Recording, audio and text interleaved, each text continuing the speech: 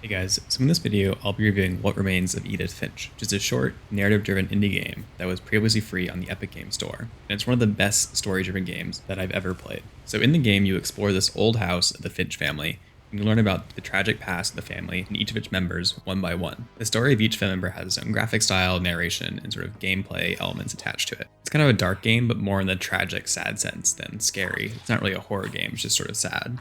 And playing through the game sort of feels like you're playing through a novel or a series of short stories with these various narrators, and there's a bunch of flying text as part of the game.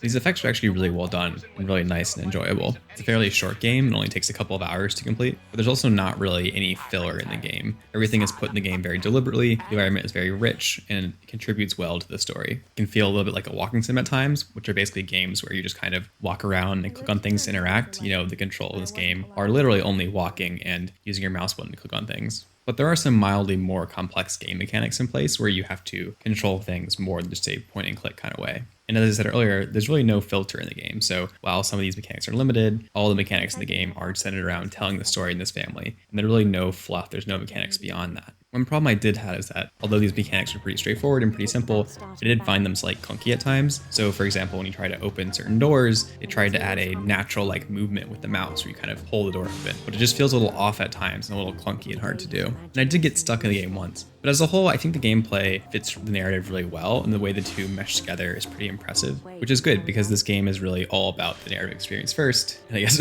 probably the narrative experience last as well. It's really a narrative first, second, and last kind of game. And the game is pretty linear around this narrative, although you can explore the environment a little bit if you want, and that of course adds the narrative. The environment around you, kind of the pictures on the wall, paintings, all that kind of stuff really add to the story.